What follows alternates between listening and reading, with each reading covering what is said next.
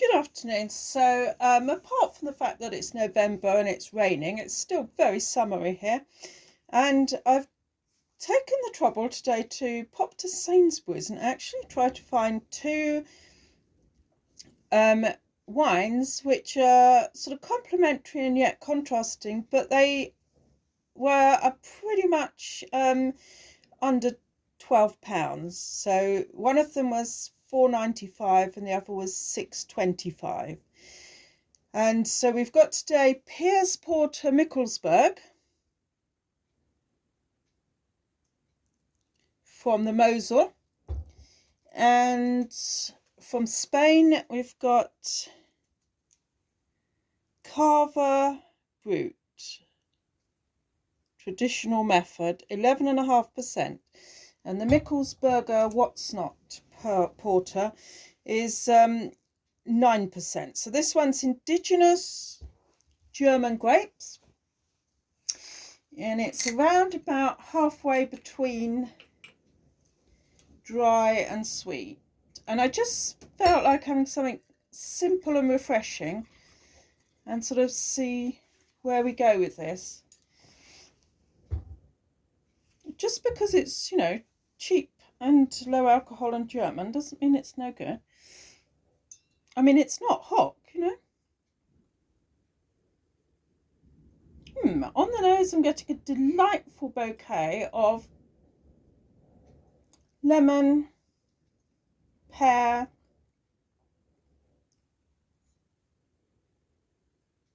orange zest, and a little bit of honey there.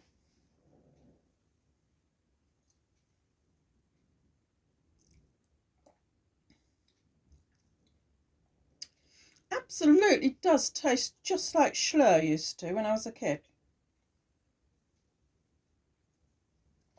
Terribly easy to mistake for a completely non-alcoholic drink. Probably even when you've drunk the bottle would have much the same effect, I think. Not that I'm suggesting you should drink the bottle, but the content, Altogether, absolutely delightful. Very, very reminiscent of grape juice, which indeed is what it is, literally.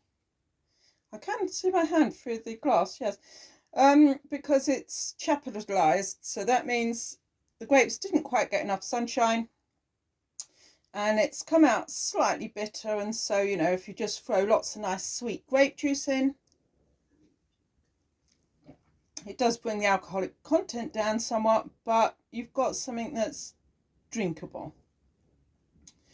You could top it up with lemonade and no one would be any the wiser. But to be honest, if you want something very, very refreshing, be excellent with some simple cheeses and a fruit salad, I don't think you can go too far wrong.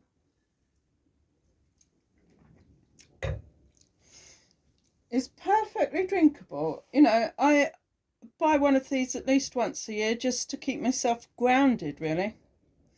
And besides, it's not leapfromage. Now, let's have a look at this Rosé Brut Cava.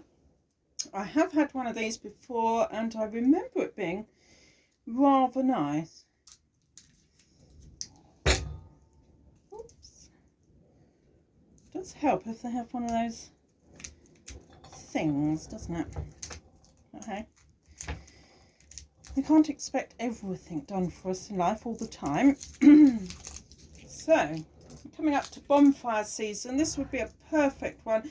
I have to say after the fireworks, because you don't want to be sloshed before the fireworks. Very important, that. Right, so they don't make these any easier from one year to another to get off, do they? I've never found it very easy to get off myself, actually. Right, so let's see how we can do this. Perhaps we'll have a bit of action here. I'm just not sure if I can quite... Let's see, can I do it with this hand? Doubt it. Oh, here we go. Ready? Woo! Ready, 2, 3, go! Woohoo! Oh, I say. It's a bit of excitement for an afternoon, wasn't it? Do you like my pink leopard throw behind me? Wow. Did all that with the opposite hands today. Here we go, 11.5% from Carverland. Amazing, lovely, lovely bubbles. It reminds me of that Rosé Loire that I had earlier in the year, which I had several bottles of, I think, because it was so delightful.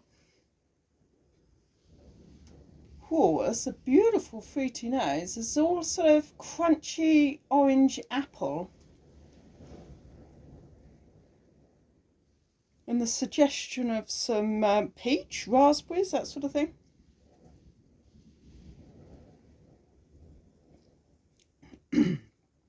Oh, yeah, I'm really liking that. It's quite a lot drier than the Loire, Cremant. I do think Sainsbury's do pretty well with these cheap and cheerful, sort of rather glamorous looking fun fizzies. Sparkling wine. There's no need to drink champagne all day, every day, you know. Some of these others can be quite enjoyable, and I have to say that although I wasn't very fond of the other carvers from Sainsbury's, the rosé is excellent. For the money, £6.25. That is absolutely excellent. It's very crisp and still cut on the tongue. It's got a pleasant nose and